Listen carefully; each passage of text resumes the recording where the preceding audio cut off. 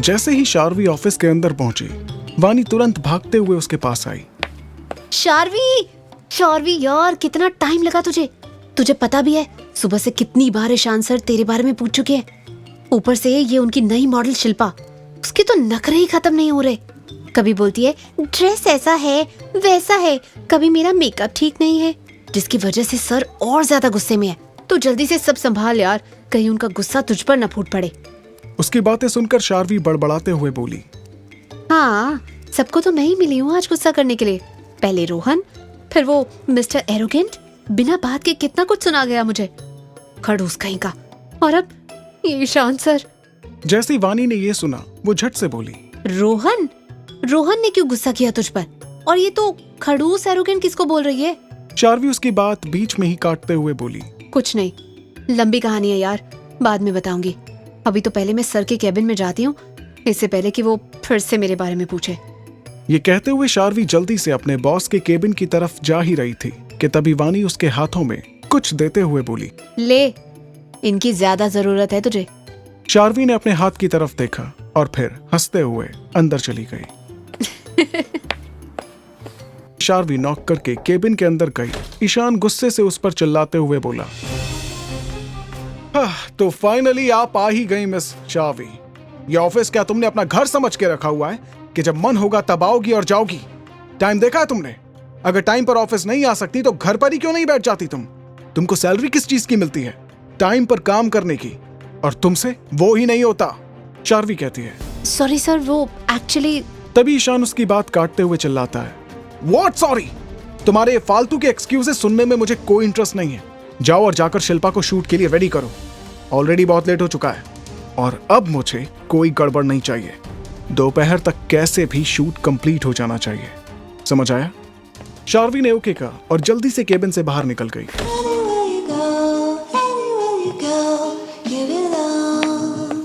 वो बाहर निकलते ही बड़बड़ाई, क्या किस्मत है तेरी शार्वी, आज तो जिसे देखो वो बस सुनाए जा रहा है। मजबूरी है जो इसको भी टॉलरेट करना पड़ रहा है। और देखना, एक दिन मैं खुद इसकी जॉब इसके मुंह पर फेंक कर मारूंगी।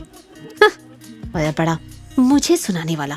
उसकी बड़बड़ाहट सुनकर सामने से आती हुई वानी बोली, क्या हुआ, ज्यादा सुनाया क्या? शार्वी चलते हुए ही बोली, तू छोड़ ना, कौन सा पहली बार सुनाया, आदत सी पड़ गई है अब तो सुनने की।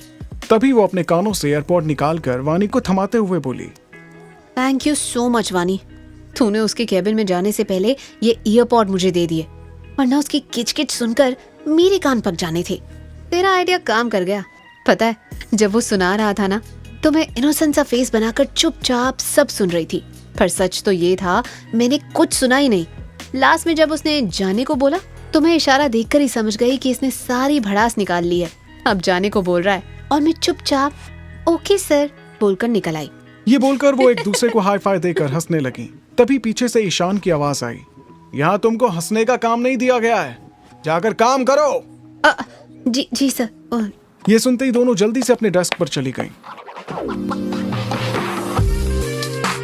इधर रॉय मैंशन में जैसी एक लग्जरी कार रॉय मैंशन में आकर रुकी, उससे एक लड़का बाहर निकला। उसने बड़ी ही अदा से अपने बालों में हाथ घुमाया और सामने की ओर देखता हुआ बोला, फाइनली आई एम बैक। फिर वो विस्लिंग करते हुए घर के अंदर जाने लगा। जैसे ही उसने हॉल में कदम रखा, उसने तुरंत अपनी आंखों से अपने सनग्लासेस हटाए और सामने की तरफ घूरते हुए धीरे से बोला, किसी ने सच ही कहा है कि अपना घर स्वर्ग से कम नहीं होता। और देखो स्वर्ग, I mean, घर में कदम रखते ही अप्सरा के दर्शन भी हो गए। उसने सामने देखा तो एक खूबसूरत सी लड़की ग्लास विंडो के पास खड़ी थी। उसका मुंह खिड़की की तरफ था, जिससे उसका फेस बस एक साइड से ही नजर आ रहा था। और उस लड़की को देखकर एसआर की जीभ बाहर निकलते हुए उसके होंठ को टच कर रही थी। उसको देखते ही वो लड़का तुरंत उसकी तरफ पहुंचा और पीछे से आवाज देकर बोला, hey beautiful, who are you? तभी वो लड़की पीछे मुड़ी और अपने पीछे अचानक किसी को देखकर वो थोड़ा घबराते हुए बोली, आप कौन हैं? किससे मिलना है आपको? उसकी ये बात सुनकर वो लड़का हैरान होते हुए बोला, एसआर के घर में खड़ी होकर तुम एसआर से पूछ रही हो कि मैं कौन हूं? क्या तुमने कभी एसआर का नाम नहीं सुना? वो लड़की थोड़ी नासमझी से बोली, मतलब हम समझे नहीं, कौन है सर? ये सुनकर वो लड़का मतलब एसआर अपनी जगह पर उछलते हुए जोर से बोला, क्या तुम एसआर का नाम तक नहीं जानती? मुंबई की हर खूबसूरत लड़की की जुबान पर सिर्फ एक नाम था, एसआर एसआर एसआर। मैं कुछ साल के लिए मुंबई से दूर क्या हुआ, खूबसूरत लड़कियां मेरा नाम ही भूल गईं। स्ट्रेंज हाँ? फिर वो उस लड़की का हाथ प्यार से अपने हाथ में पकड़ते हुए बोला, कोई बात नहीं मिस ब्यूटीफुल, अब मैं आ गया हूं ना, एक बार फिर मुंबई पर एसआर का जादू चलेगा। फिर वो उस लड़की का हाथ चूमते हुए बोला, वैसे आपने अपना नाम नहीं बताया मिस, और आप यहां क्या कर रही हैं? तभी वो लड़की जल्दी से अपना हाथ उससे छुड़ाते हुए हकलाकर बोली, ये आप क्या कर रहे हैं सर? एसआर फिर से उसका हाथ पकड़कर बोला, सर नहीं एसआर, चलो ठीक से बोलो, एस आर एसआर। तुम मुझे बेबी भी बुला सकती हो, मुझे बुरा नहीं लगेगा। और ये अपने नाजुक हाथों को ऐसे ना छुड़ाओ मेरे हाथों से, जान I mean, जान निकल जाएगी। फिर वो अपनी पॉकेट से डायमंड ब्रेसलेट निकालते हुए बोला, तुम्हारे इन खूबसूरत हाथों के लिए ये खूबसूरत सा तोहफा मेरी तरफ से, डायमंड का 3 करोड़ का ब्रेसलेट। ये कहकर एसआर वो ब्रेसलेट उस लड़की को पहनाने ही वाला था कि तभी पीछे से किसी की गुस्से से भरी जोरदार आवाज उसके कानों में पड़ी, एसआर, ये क्या कर रहे हो तुम? आवाज को सुनते ही एसआर ने तुरंत वो ब्रेसलेट वापस चुपके से अपनी जेब में रखा और पीछे पलट कर देखा तो एक औरत जिसने एक महंगी सिल्क साड़ी पहनी हुई थी, साथ ही एक्सपेंसिव ज्वेलरी भी पहनी हुई थी, गुस्से से भरा चेहरा लिए सीढ़ियों से नीचे आ रही थी। उस औरत ने खुद को काफी अच्छे से मेंटेन किया हुआ था, जिससे उसकी उम्र का सही अंदाजा लगाना थोड़ा मुश्किल था, लेकिन उसकी रौबदार पर्सनालिटी को देखकर ही कहा जा सकता था कि जरूर वो औरत इस घर की मालकिन होगी। उसको देखते ही एसआर तुरंत ही उस औरत के करीब गया और खुश होते हुए बोला, मॉम देखिए मैं वापस आ गया, मैंने आपको बहुत मिस किया मॉम। ये कहते हुए वो जैसे ही उस औरत के गले लगने को हुआ, मिसेस रॉय उसे रोकते हुए बोली, दूर रहो मुझसे, अभी अभी तुम उस मेड के साथ क्या कर रहे थे? ये सुनकर एसआर नासमझी से बोला, मेड? मेड कौन है यहाँ? आप किसकी बात कर रही हैं मॉम? मिसेस रॉय गुस्से से दांत पीसते हुए बोली, उसी नौकरानी की जिसके झाड़ू पोछा करने वाले हाथों को चूमकर तुम अभी अभी उसकी खूबसूरती की तारीफ कर रहे थे। मुझे नहीं पता था एसआर कि न्यूयॉर्क जाकर तुम्हारा स्टैंडर्ड इतना लो हो जाएगा कि तुम अब एक नौकरानी के साथ भी फ्लर्ट करोगे। ये सुनकर एसआर ने तुरंत उस लड़की की तरफ देखा तो उस लड़की के दूसरे हाथ में एक कपड़ा था जिससे वो खिड़की के पास खड़ी डस्टिंग कर रही थी। ये देखकर एसआर तुरंत हड़बड़ाकर बोला, मॉम मैं उसके साथ कोई फ्लर्ट नहीं कर रहा था, सीरियसली मॉम, आपको लगता है मैं ऐसा करूंगा? मैं तो बस उससे ये बोल रहा था कि अपने खूबसूरत हाथों से खूबसूरती के साथ डस्टिंग करे, देखो कितनी धूल जमी हुई है यहाँ। मैं तो बस मॉम मैं उसे गाइड कर रहा था मॉम। वो इतना कह ही रहा था कि तभी मिसेस रॉय उसकी बात बीच में ही काटते हुए बोली, तुम क्या कर रहे थे, क्या नहीं देखा वो मैंने? मुझे पता होता न्यूयॉर्क जाकर तुम ऐसी हरकतें करने वाले हो तो कभी नहीं भेजती तुम्हें वहां। और तुम वापस कब आए, इसके बारे में तुमने मुझे बताना भी जरूरी नहीं समझा? एसआर बोला, वो मॉम एक्चुअली कल ही भाई का कॉल आया तो मुझे जल्दबाजी में वापस आना पड़ा।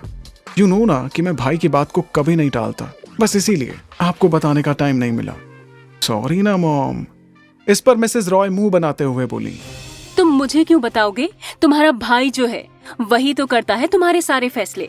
तुम कब आओगे, कब जाओगे, क्या करोगे, क्या नहीं, मुझसे पूछना या मुझे बताना कोई जरूरी ही कहाँ समझता है। मैं तो बस नाम की माँ हूँ तुम्हारी, बाकी सब तो तुम्हारा वो भाई ही है।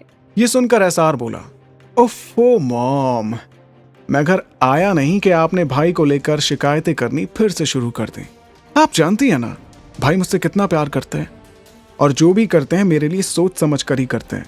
आपका बेटा इतने दिनों के बाद घर आया है, ये नहीं कि आप उसकी चिंता करें, आप तो बस भाई को लेकर शुरू हो गई।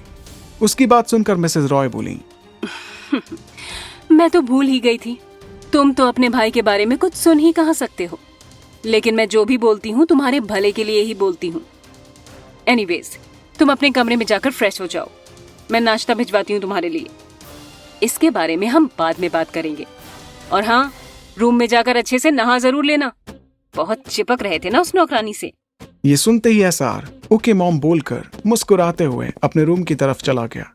उसके जाते ही मिसेस रॉय उस मेड की तरफ गुस्से से घूरते हुए बोली, मेरे बेटे से दूर रहना, एसआर के आसपास भी तुम मुझे नजर नहीं आनी चाहिए, वरना उसी टाइम इस घर से बाहर कर दूंगी तुम्हें, समझी? जी मैम।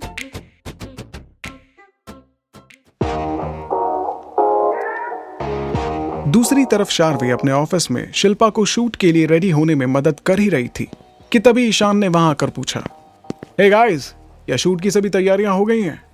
इस पर शार्वी बोली, सब कुछ रेडी है सर, बट शिल्पा को ही रेडी होने में टाइम लग रहा है। इससे पहले कि ईशान शिल्पा को कुछ बोलता, शिल्पा जल्दी से बोली, मैं भी रेडी हूँ ईशान, बट मेरी ड्रेस की वजह से मैं अपनी हील्स की स्ट्रिप ठीक से नहीं लगा पा रही। मैं शार्वी को बोल रही हूँ कि वो मेरी हील्स पहनने में मेरी मदद करे, पर शार्वी शायद करना ही नहीं चाहती। इस पर ईशान तुरंत शार्वी से बोला, तुम अब तक खड़ी क्यों हो शार्वी? जाओ जाकर हेल्प करो शिल्पा की। ये सुनकर शार्वी ना चाहते हुए भी शिल्पा को उसकी हील्स पहनाने लगी। शार्वी अच्छी तरीके से जानती थी कि शिल्पा ये सब कुछ जानबूझकर कर रही है, उसको नीचा दिखाने के लिए। उसकी ये हरकत देखकर वानी को भी बहुत गुस्सा आया, पर वो कुछ कहती कि शार्वी ने तुरंत ही वानी को शांत रहने का इशारा किया, क्योंकि वो नहीं चाहती थी कि उसकी वजह से ईशान वानी पर गुस्सा करे। जैसे ही शार्वी शिल्पा को उसकी हील्स पहनाने लगी, शिल्पा मन ही मन हंसते हुए बोली, अभी तो तुझे अपने पैरों में झुकाया शार्वी, देखना मैं आगे आगे क्या करती हूँ। जल्द ही तुझे बेइज्जत करके इस ऑफिस से बाहर ना निकाला तो मेरा नाम भी शिल्पा नहीं। ये सोचकर ही वो मुस्कुराई और अपनी जगह से उठते हुए बोली, ओके ईशान, अब मैं रेडी हूँ।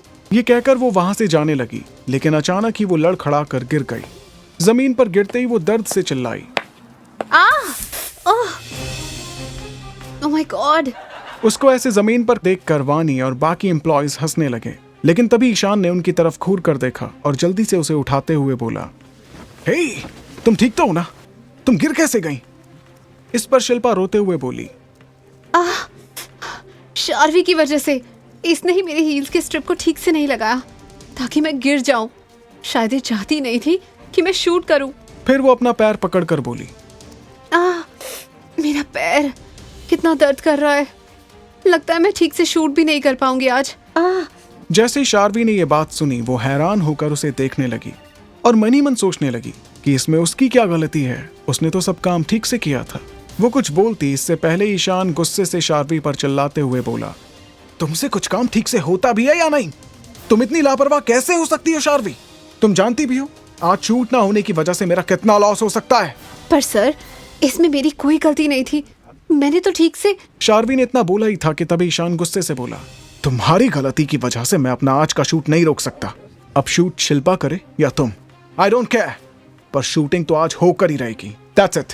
उसकी ये बात सुनकर शार्वी बोली, पर सर मैं कैसे शूट कर सकती हूँ? तभी ईशान अपने दांत पीसते हुए बोला, जैसे भी करोगी अब तुम ही करोगी, समझी तुम? और अपनी एक एम्प्लॉय की तरफ देखते हुए उसे दूसरी ड्रेस लाने को कहा। जैसे ही वो एम्प्लॉय ड्रेस लेकर आई, उसे देखते ही शार्वी के तो होश उड़ गए। वो अपनी आंखें बड़ी बड़ी करके एकटक उस ड्रेस को देखने लगी, फिर जोर से बोली, सॉरी सर, बट मैं ये नहीं पहन सकती। उसकी बात सुनकर ईशान बोला, व्हाट? क्या कहा तुमने? तुम ईशान खन्ना की डिजाइन की हुई ड्रेस को मना कर रही हो? जानती भी हो इसकी क्या कीमत है? तुम्हारी 1 साल की सैलरी भी इसकी कीमत नहीं चुका पाएगी और तुम इसे मना कर रही हो। इस पर शार्वी बोली, पर सर मैं ऐसी ड्रेसेस नहीं पहनती। ईशान गुस्से से बोला, तुमसे किसी ने पूछा कि तुम ऐसी ड्रेस पहनती हो या नहीं? लेकिन तुम्हारी गलती की वजह से शूट रुका हुआ है, तो अब पूरा भी तुम ही करोगी, और अगर नहीं कर सकती तो अभी के अभी इस शूट के लिए जितने का भी खर्चा हुआ है वो तुम पे करोगी। ये सुनकर शार्वी की हालत तो करने या मरने वाली हो गई थी। ना ही वो ये ड्रेस पहनना चाहती थी और ना ही वो इस शूट के सारे एक्सपेंसेस को बेयर कर सकती थी। और अगर उसने मना करके ये जॉब छोड़ भी दी तो उसे जल्द से जल्द रोहन से शादी करनी पड़ेगी, और उसे ये भी नहीं पता कि रोहन उसे शादी के बाद जॉब करने भी देगा या नहीं। फिर उसका डिजाइनर बनने का ख्वाब कहीं ख्वाब ना रह जाए। इसलिए ना चाहते हुए भी वो ड्रेस पहनने के लिए रेडी हो गई। वो एक सिल्वर कलर का फिश टेल गाउन था जो पूरी तरह से बैकलेस था। वो एक तरह की रिवीलिंग ड्रेस थी जिसकी वजह से शार्वी उस ड्रेस को पहनना नहीं चाहती थी। वैसे जैसे ही शिल्पा ने यह सुना कि शार्वी शूट करने के लिए तैयार हो गई है तो उसके चेहरे का रंग तो उड़ ही गया। उसने तो जानबूझकर गिरने का नाटक किया था ताकि शार्वी की गलती बताकर वो शार्वी को बेइज्जत कर सके और धक्के मरवा कर इस ऑफिस से बाहर निकलवा सके। लेकिन यहाँ तो पूरा का पूरा प्लान ही उल्टा पड़ गया। उसने सोचा था कि शूट कैंसिल होने की वजह से ईशान शार्वी को गुस्से से ऑफिस से बाहर निकाल देगा और ना जाने उसके साथ क्या क्या करेगा, पर यहां तो वो उसकी जगह शार्वी से ही शूट कराने लगा। पर अब वो कर भी क्या सकती थी? उसने तो खुद ही अपने पैरों पर कुल्हाड़ी मारी थी। एक्चुअली उसने सोचा था कि बस गिरने का नाटक करेगी, लेकिन अचानक ही उसकी ड्रेस उसके हील्स के नीचे आ गई, जिससे वो खुद को सही वक्त पर संभाल नहीं पाई और सचमुच नीचे गिर गई, जिसके कारण उसके पैर में सच में चोट आ गई थी। वो कहते हैं ना कि जो दूसरे के लिए गड्ढा खोदता है वो खुद सबसे पहले उस गड्ढे में गिरता है, और ऐसा ही कुछ शिल्पा के साथ भी हुआ। दूसरी ओर ड्रेसिंग रूम में बैठी शार्वी अपनी ही सोच में गुम थी। उसने अपनी जॉब बचाने के लिए वो ड्रेस पहन तो लिया था, बट वो अब बाहर जाने में बहुत अनकंफर्टेबल फील कर रही थी। तभी अचानक ही ईशान अंदर आया और बोला, ए, हम पूरे दिन यहां बैठकर तुम्हारा इंतजार नहीं कर सकते, समझी? चलो बाहर। उसको देखकर शार्वी तुरंत ही हड़बड़ाकर खड़ी हो गई और ईशान की तरफ टर्न हुई। शार्वी को इस तरह इस रिवीलिंग ड्रेस में देखकर ईशान उसे ऊपर से नीचे घूरने लगा।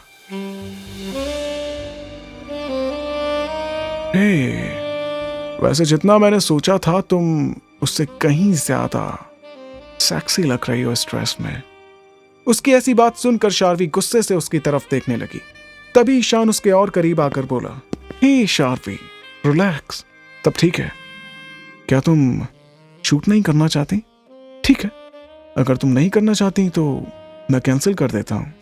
ये सुनकर शार्वी बोली, अगर ऐसा है तो मैं सच में ही शूट नहीं करना चाहती। ये सुनकर ईशान बेशर्मी से उसके और करीब जाते हुए बोला, तुम्हें देखकर अब शूटिंग करने का मन भी नहीं है। हम चाहें तो कुछ और करके भी सेटलमेंट कर सकते हैं। शार्वी नासमझी से बोली, मतलब? ये सुनकर ईशान बोला, ओह शार्वी, तुम इतनी भी नासमझ नहीं हो कि मेरी बात ना समझ पाओ। फिर वो शार्वी को पकड़कर जबरदस्ती अपने करीब लाते हुए बोला, मतलब साफ है, क्यों ना हम दोनों एक साथ एक रात। ये बोलकर उसने शार्वी के साथ जबरदस्ती करनी चाहिए और उसकी ड्रेस की एक डोरी खींच दी। वो इतना बोल ही पाया था कि तभी शार्वी उसे खुद से दूर धक्का देकर एक थप्पड़ मारते हुए बोली, हाउ डेयर यू! तुम्हारी हिम्मत कैसे हुई इस तरह की हरकत करने की? मिस्टर ईशान, आपके यहाँ जॉब करती हूँ तो मतलब आप कुछ भी बोलोगे मैं करूंगी। उसके इस तरह थप्पड़ मारने से ईशान गुस्से से बौखला गया। वो उसके हाथों को कसकर पकड़ते हुए बोला, दो कौड़ी की लड़की, तेरी इतनी हिम्मत, तूने मुझे थप्पड़ मारा, ईशान खन्ना को। अब देख मैं तेरे साथ क्या क्या करता हूँ। ये बोलकर वो शार्वी को जबरदस्ती किस करने की कोशिश करने लगा। तभी शार्वी ने उसे फिर से 2 थप्पड़ जड़ दिए। अंदर से शोर शराबी की आवाज सुनकर वानी भी अचानक वहां पर आ गई और जल्दी से ईशान को धक्का देकर शार्वी से दूर करती हुई बोली, शार्वी, तू ठीक तो है ना? जब उसने शार्वी की ऐसी हालत देखी तो उसे समझते हुए देर नहीं लगी और उसने ईशान को गाली देते हुए कहा, कमीने, तेरी हिम्मत कैसे हुई शार्वी के साथ बदतमीजी करने की? तेरा तो मुंह नोच लूंगी मैं। ईशान गुस्से से चिल्लाते हुए बोला, तुमने मुझसे ऐसी बात की? मुझसे? ईशान खन्ना से? आउट! निकल जाओ अभी के अभी मेरे ऑफिस से। उसकी बात सुनकर वानी बोली, तू क्या हमें ऑफिस से निकालेगा? मैं खुद ये जॉब तेरे मुंह पर मारती हूँ। तेरी इस घटिया जॉब की हमें जरूरत भी नहीं, घटिया इंसान, समझा? ये सुनकर ईशान बोला, बहुत बोल रही हो ना तुम। अब देखना मैं तुम्हारे साथ क्या करता हूँ, देखता हूँ कि तुम्हें जॉब कौन देता है। तभी शार्वी बोली, तुम क्या देखोगे? हाँ, मुझे कमजोर समझने की गलती मत करना मिस्टर ईशान। अगर दोबारा मेरे सामने भी आए ना तो मार मार के वो हाल करूंगी कि जिंदगी भर मुंह छुपाकर घूमते फिरोगे, समझे? चल वानी। शार्वी ने वानी का हाथ पकड़ा और चेंजिंग रूम की तरफ जाने लगी कि तभी वानी ने कहा, 1 मिनट शार्वी। ये बोलकर वो पीछे मुड़ी और ईशान को एक जोरदार थप्पड़ मारते हुए बोली, आह! मन तो बहुत करता था तेरा मुंह तोड़ने का, पर ऐसा कर नहीं पाई। फाइनली ये मौका आज मिल ही गया। आइंदा किसी से भी ऐसी बदतमीजी करने से पहले ये थप्पड़ जरूर याद रख लेना। हाँ, चल शार्वी। ये कहकर वो जल्दी से वहां से चली गई। ये सब कुछ इतना जल्दी में हुआ कि ईशान कुछ समझ ही नहीं पाया। उसने ये कभी एक्सपेक्ट नहीं किया था कि वानी जैसी कमजोर दिल की लड़की उसे कभी थप्पड़ भी मार सकती है।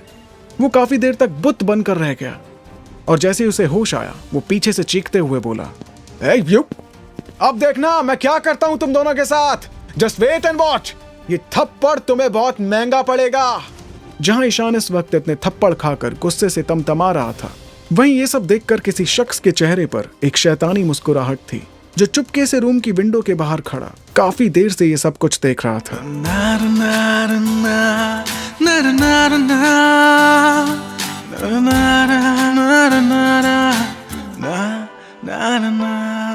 एहसास तेरा हर पल साथ है, अब तू ही जिंदगी है, तू जान है। एहसास तेरा हर पल साथ है, अब तू ही जिंदगी है, तू जान है। तो फ्रेंड्स, आज हमने नारी का एक और रूप देखा। कई बार लाइफ में ऐसा होता है कि हम किसी की रिस्पेक्ट करते हैं और सामने वाला उसको कुछ और ही समझ बैठता है। जिस तरह शार्वी अपने बॉस की रिस्पेक्ट करती थी, लेकिन उसका बॉस अपनी मर्यादा से, अपनी लिमिट से कहीं आगे बढ़ चुका था। सो फ्रेंड्स, अगर आपके साथ भी कभी ऐसा हो जहां पे आपको लगे कि सामने वाला अपनी लिमिट्स को क्रॉस कर रहा है, तो चुप बिल्कुल ना रहे, मुंह तोड़ जवाब दें, जैसा शार्वी ने दिया, जैसा वाणी ने दिया।